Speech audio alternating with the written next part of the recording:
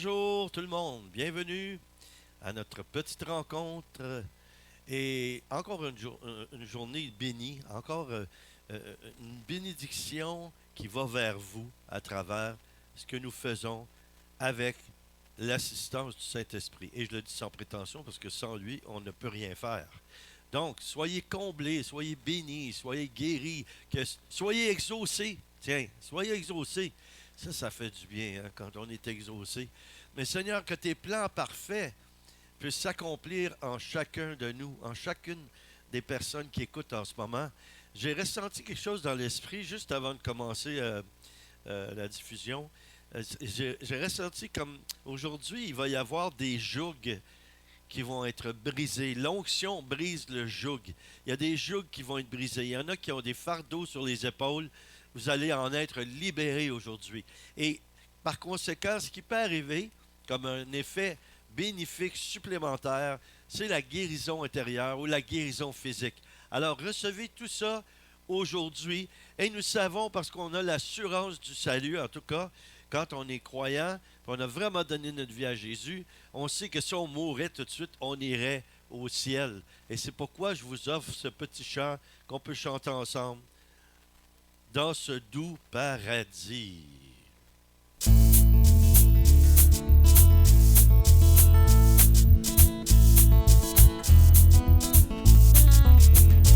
Dans ce Dieu qui est plus clair qu'en plein jour, par la foi nous voyons de loin, et le Père nous attend patiemment. Il prépare une demeure près de lui, oui pour nous, dans ce doux paradis. Pour toujours nous serons avec lui, dans ce doux paradis. Pour toujours nous serons avec lui. Nous chanterons ses louanges dans l'amour, au milieu de ses enfants bénis. Toutes les peines et souffrances seront finies, pour toujours dans la joie avec lui. Chante avec moi. Dans ce doux oui, paradis, paradis, pour toujours, nous serons avec lui. Dans ce doux paradis, pour toujours, nous serons avec lui.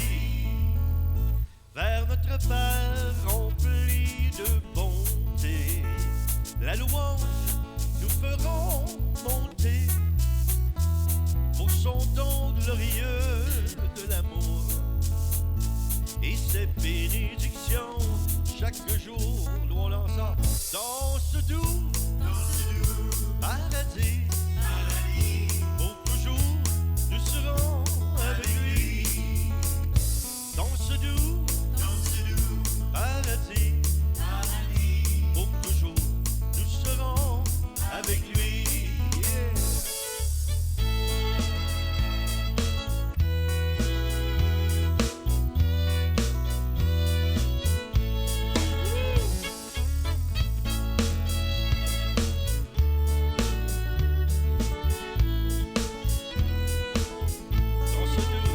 Dans ce doux paradis, pour toujours, nous serons avec lui.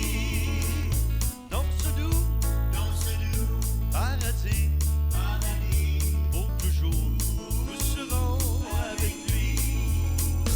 Pour toujours, nous serons avec lui. Pour toujours, nous serons avec lui.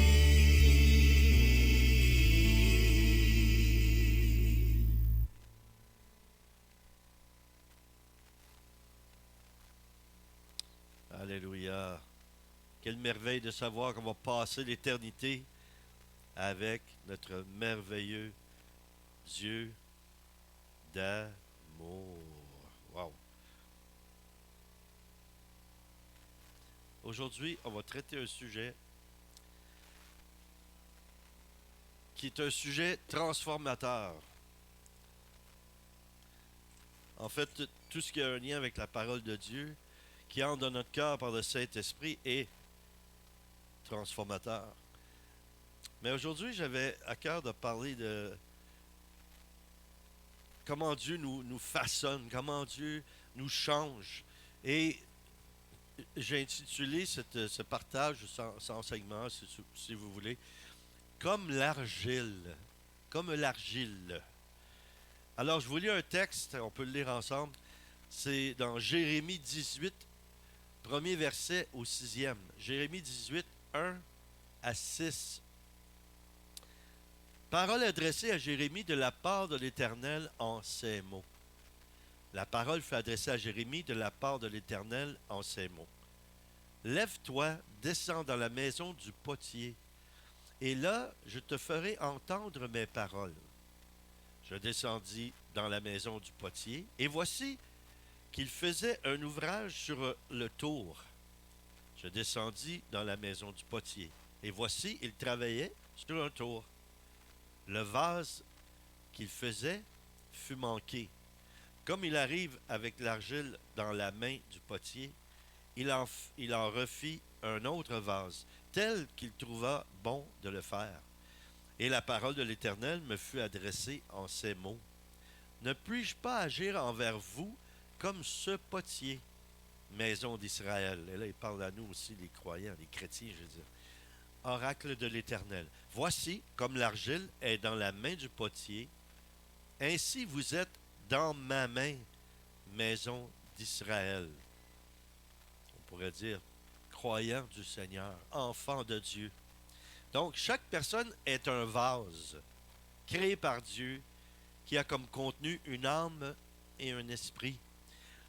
Le premier œuvre du potier, Dieu, est manqué à cause de la chute de l'homme Adam et Ève. Là, on parle de ce qu'il a reçu, Ézéchiel, à propos de le premier qu'il a fait, il l'a manqué. Hein, il a recommencé. Bon, alors, la chute de l'homme et Adam et Ève adhérant, et à partir de la venue de Jésus-Christ, le nouvel Adam, en adhérant à lui comme sauveur, une œuvre nouvelle commence en nous pour faire de nous des créatures nouvelles, de nouveaux vases. Donc, il nous transforme, il nous façonne. Donc, le premier et second Adam. Hein, le second Adam, c'est Jésus-Christ. Il est venu racheter ce que Adam et Ève ont remis au diable, qui est devenu le prince de ce monde. Dans Romains 5,15, Romains 5,15 déclare, mais il n'en est pas du don gratuit comme de la faute, car si par la faute d'un seul beaucoup sont morts, à plus forte raison, la grâce de Dieu et le don qui vient de la grâce d'un seul homme, Jésus-Christ, ont-ils été abondamment répandus sur beaucoup. Donc la grâce de Dieu, le cadeau gratuit de Dieu. On comprend que c'est le salut. 1 Corinthiens 15, 22. Et comme tous meurent en Adam, de même aussi, tous revivront en Christ. Christ, ça veut dire oint, le oint. 1 Corinthiens 15, 45. C'est pourquoi il est écrit, le premier homme, Adam, devint un être vivant. Le dernier Adam est devenu un esprit vivifiant. Ça, c'est, j'allais dire, c'est pas un mystère, oui et non. Je veux dire, ça dépasse l'entendement humain d'avoir un Dieu en trois parties. En fait, c'est un Dieu en trois parties, Père, Fils, Saint-Esprit, mais ils sont parfaitement unis et ils sont parfaits dans leur unicité, dans leur caractère, dans la fonction qu'ils ont comme Dieu en étant le Père, représentation du Père, du Fils et du Saint-Esprit qui habitent en nous. 1 Corinthiens 15, 45. En Jésus-Christ, comme nous sommes renouvelés, Dieu nous renouvelle. Dans 2 Corinthiens 5, 17, 2 Corinthiens 5, 17, si quelqu'un est en Christ, il est une nouvelle créature. Les choses anciennes sont passées. Voici, toutes choses sont devenues nouvelles. Alors, je veux juste souligner quelque chose. C'est pas que lorsqu'on dit oui à Jésus-Christ et la grâce du salut vient,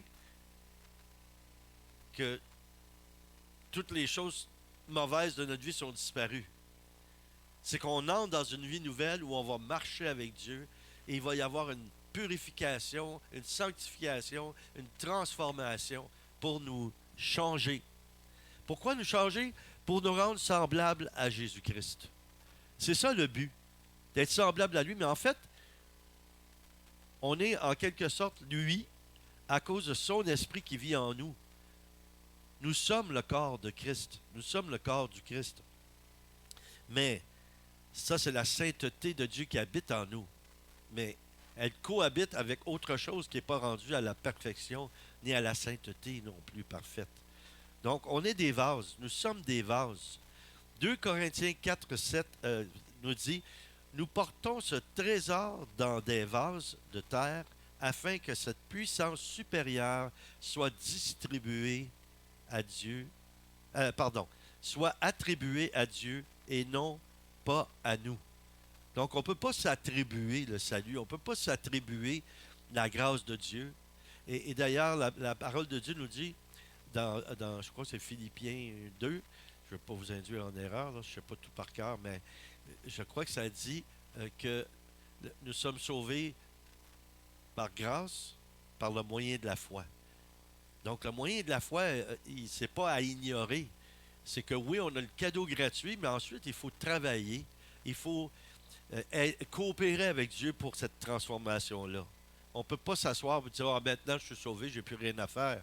Mais de toute façon, Dieu a préparé des œuvres pour nous, afin que nous les pratiquions. Il les a préparées d'avance. Ce qu'il faut faire, c'est se coller à sa volonté et chercher. Il y en a qui diraient chercher sa face, mais en fait, c'est chercher sa volonté et savoir qu'est-ce que tu attends de moi, Seigneur.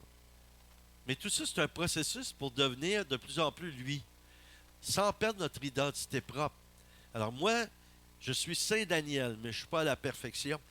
Mais je suis Saint Daniel parce que je suis sanctifié par Dieu, j'ai sa présence en moi. Toi, tu es saint, mets ton nom. Chacun de nous, nous sommes tous des saints par la grâce de Dieu, par le salut, mais aussi par le fait que Dieu lui-même a déclaré qu'on était son corps.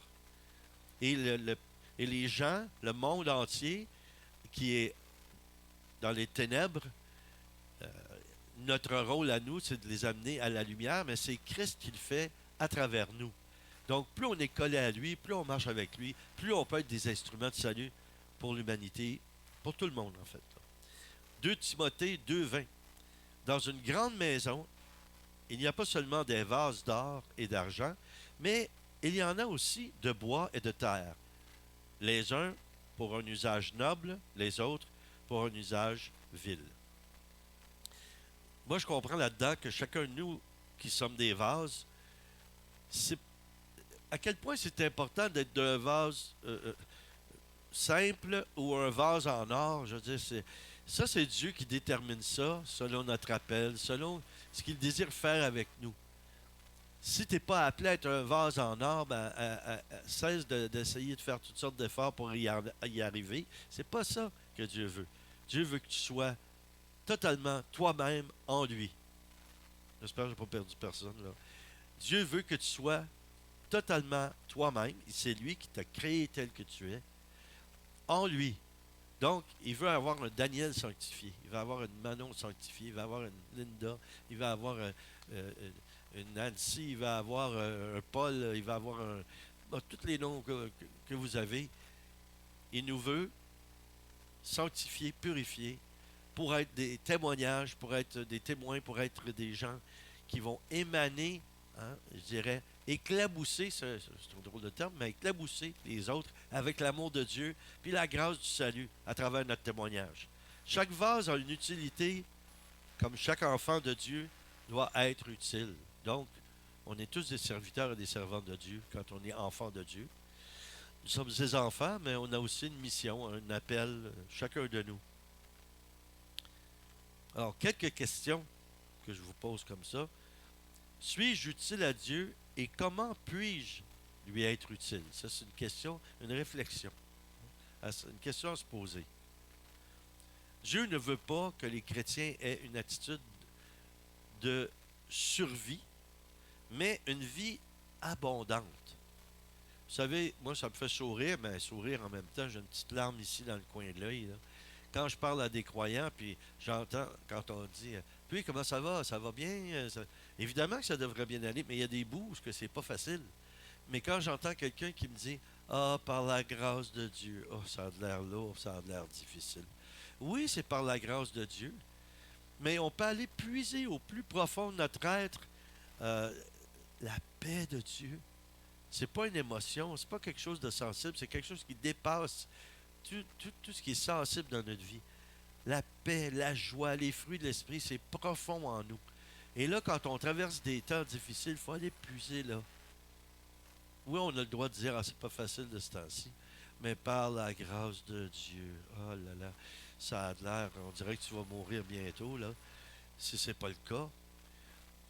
Mais vous comprenez ce que je veux dire. C'est pas pour critiquer contre quelqu'un qui va dire ça, mais on a des habitudes comme ça, même dans le monde, c'est comme ça. Ah, bonjour, ça va bien? Ah oui, oui. Des fois, c'est pas ça qui se passe. Ça va pas bien, mais on veut pas s'impliquer. On veut pas, des fois, même se laisser aider. On n'est pas bien. Je dirais, la comparaison est peut-être boiteuse un peu, mais on est comme un animal blessé qui s'isole puis qui s'en va mourir dans son coin, là, où il se sent pas bien. Et on a ça. Malheureusement, c'est quelque chose qui se vit dans l'Église en général. Quand quelqu'un est blessé, au lieu de venir à l'Assemblée parce qu'il ne veut pas montrer à personne qu'il vit quelque chose de difficile, mais il va s'isoler. Oui, parfois, on a besoin de se retirer pour que Dieu puisse faire quelque chose, mais parfois, on se retire, puis on ne coopère pas plus avec lui. Donc, on est... Demandons justement par la grâce de Dieu, demandons cette grâce-là, parce que Dieu a probablement placé ta bénédiction ou ton miracle ou ton aide parmi quelqu'un avec qui tu es en communion à l'Église ou autour de toi. Alors, Dieu ne veut pas que les chrétiens soient dans un mode de survie, mais dans une surabondance. Puis comment y arriver? On doit accepter le processus de transformation, tout comme le vase se laisse modeler par le potier. Verriez-vous ça si le potier est en train de faire un vase et puis le vase commence à lui parler, j'aime pas ce que tu fais, je sais pas comment tu fais, je sais pas, bon, je me sens pas bien dans ce que tu fais, mais c'est un vase, c'est un objet.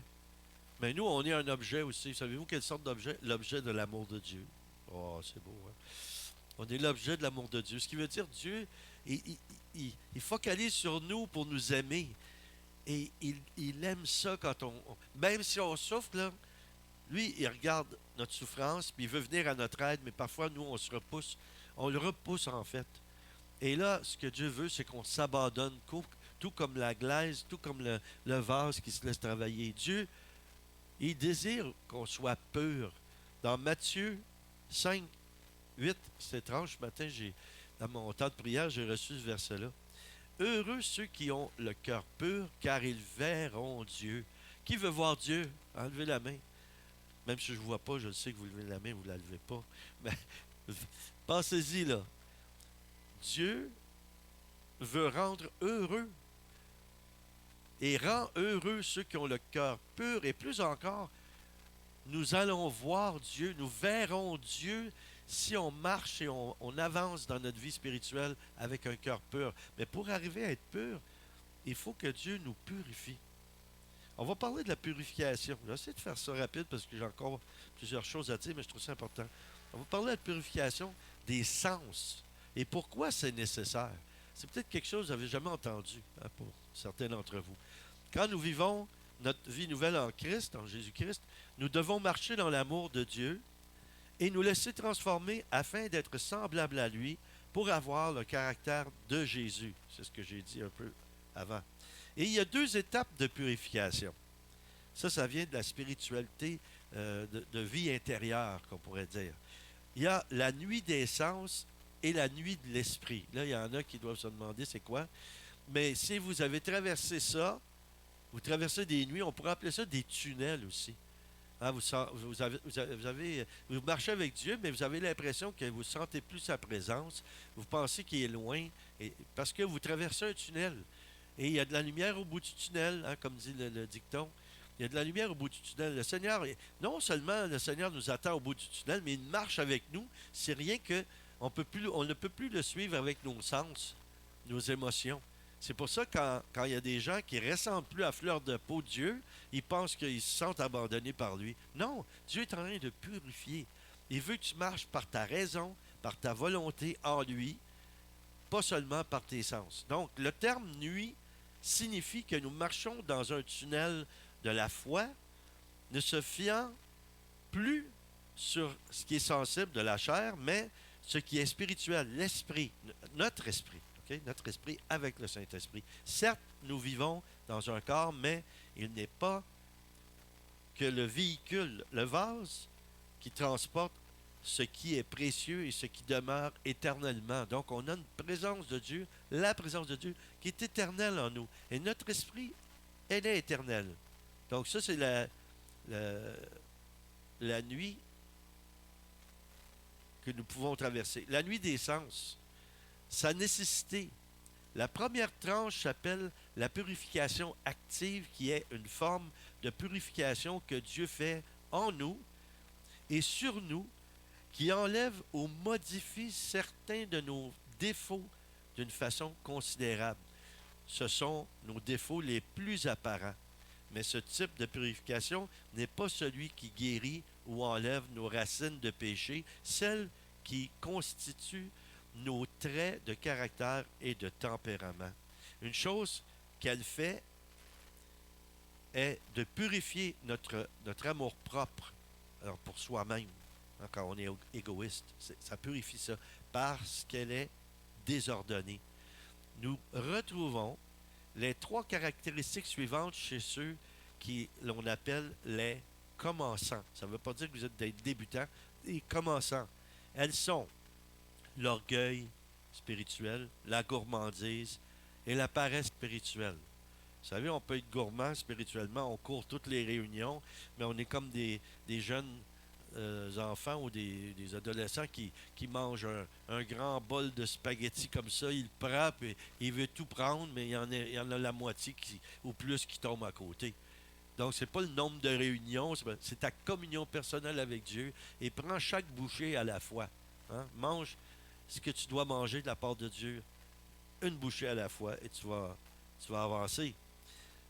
Donc, un autre élément est celui qui s'appelle la discipline de la foi, où Dieu va faire passer l'âme du sensible à une privation des consolations sensibles qui lui donne un sentiment d'être abandonné par le Seigneur.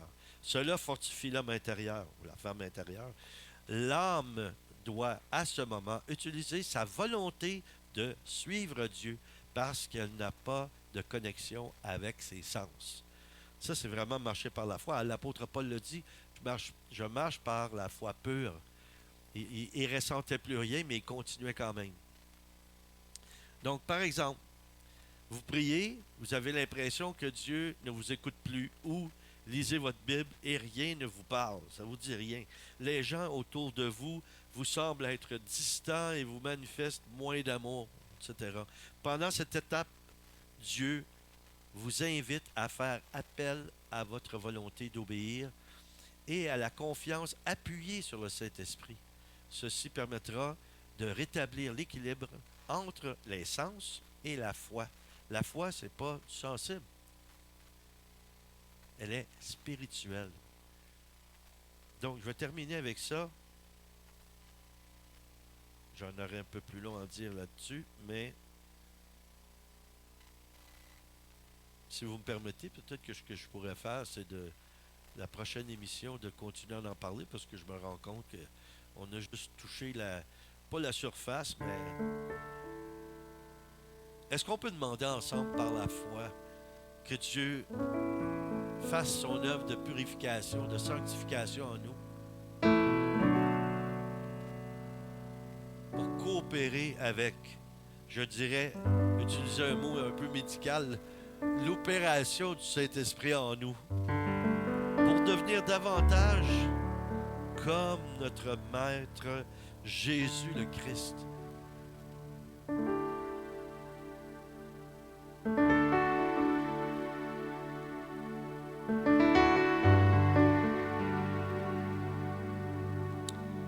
Faisons ensemble cette prière.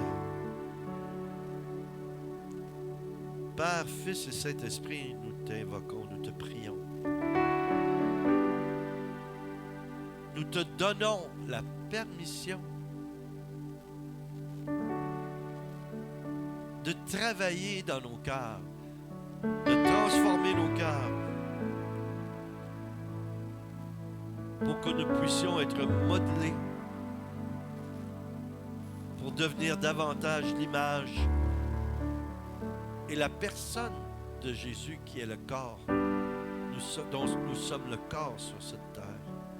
Seigneur, sois béni, sois glorifié, sois adoré pour l'œuvre que tu fais dans mon cœur. Seigneur, merci, parce qu'il y a des larmes qui coulent.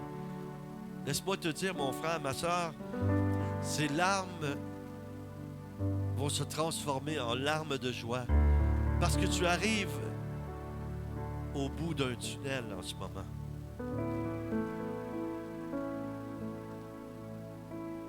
Ceux qui vivent ça, dites-lui au Seigneur, Seigneur, merci de me faire sortir du tunnel maintenant. Parce que je ressens, je vis vraiment dans mon cœur que Dieu a décidé, pour certains d'entre vous, de vous faire arriver à cette fin. Vous avez passé le test, vous avez passé l'examen de votre transformation pour ce temps, pour cette saison. Soyez bénis, soyez guéris, soyez libres au nom de Jésus-Christ, par la toute-puissance de son Saint-Esprit. Soyez rafraîchis, soyez renouvelés par ce merveilleux Saint-Esprit qui est notre Dieu. Alléluia, Alléluia, Alléluia. Tu changes mon cœur, Seigneur. Alléluia, Alléluia.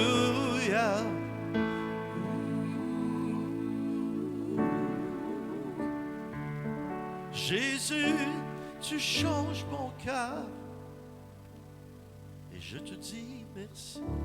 Disons-le ensemble, merci. Je te dis merci.